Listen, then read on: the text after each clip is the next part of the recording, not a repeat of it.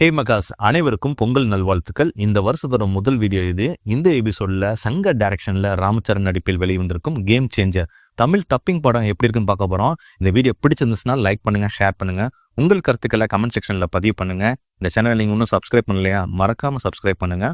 வாங்க படம் எப்படி இருக்குன்னு பார்க்கலாம்.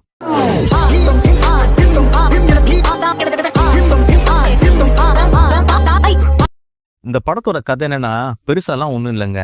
சங்க டைரக்ஷன்ல சிவாஜி படம் வந்துச்சு இல்லையா, அந்த படத்துல ஒரு பாட்டு ஒன்று வரும். ஒரு கூடை சன்லைட், ஒரு கூடை மூன்லைட் ஒன்றாக சேர்ந்தால் அதுதான் என் ஒய்ன்ற மாதிரி கொஞ்சம் ரச்சகன், கொஞ்சம் முதல்வன், கொஞ்சம் சிவாஜிலாம் மிக்ஸ் பண்ணி நிறைய பிரம்மாண்டத்தை ஆட் பண்ணா அதுதான் இந்த படம்.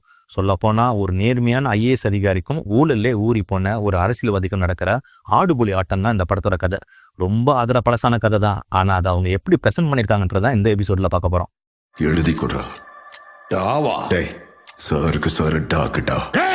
இந்த படத்தை தமிழ்ல டப் பண்ணிருக்க தேவையே இல்லை. ஏன்னா இவங்க என்னதான் தமிழ்ல டப் பண்ணியிருந்தாலும் தெலுங்கு மசாலா நடி கொஞ்சம் தூக்கலாவே இருக்கு. படத்துல லாஜிக்ன்ற விஷயம் இல்லவே இல்லை. ராம்சரண் இன்ட்ரோ சீன்லயே சங்கர் ஒரு விஷயத்த படம் பார்க்குறவங்க மைண்ட்ல ரெஜிஸ்டர் பண்றாரு. அது என்னன்னா, படத்துல ஆரம்ப சீனே இப்படின்னா படம் எப்படி இருக்குன்னு நீங்களே டிசைட் பண்ணிருக்காங்க. அது தெரியாம அந்த படத்துல லாஜிக் தேன்னா அது நம்ம மிஸ்டேக் தானே.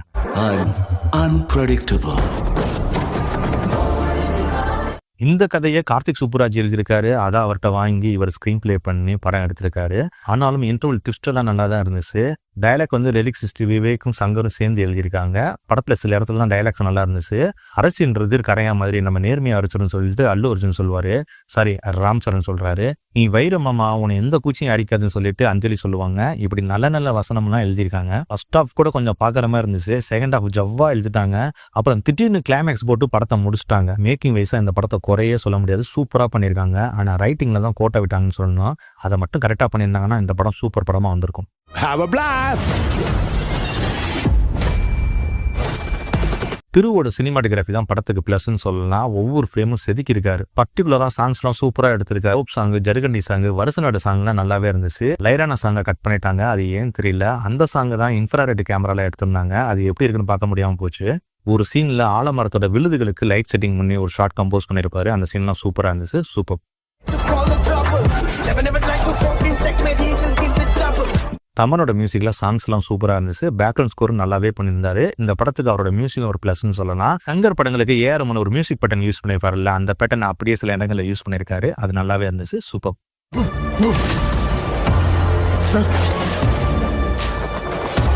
ரூபன் சமீர் அகமது படத்துக்கு 2 எடிட்டர்ஸ். ஆனாலும் படம் 2 hours 45 minutes ஓடுது. செகண்ட் ஹாஃப்லாம் ஜவ்வா எழுதிருக்காங்க. அதுல மட்டும் ஒரு 20 minutes கட் பண்ணிட்டு இந்த லைரானா சாங் மட்டும் ஆட் பண்ணியிருந்தாங்கன்னா நல்லா இருந்திருக்கும். ஆனாலும் ஒரு சீன்ல இருந்து இன்னொரு சீனுக்கு டிரான்சிஷன் ஆகிற எஃபெக்ட்லாம் நல்லாவே பண்ணியிருந்தாங்க.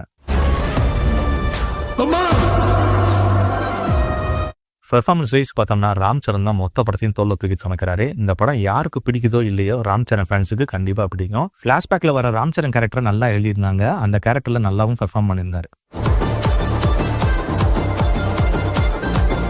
கியாரா அத்வானிக்கு நடிக்கிறது ஸ்கோப்பே இல்லை. இருந்தாலும் அவங்களுக்கு கொடுத்த கதாபாத்திரத்தை அவங்க கரெக்டா பண்ணியிருக்காங்க.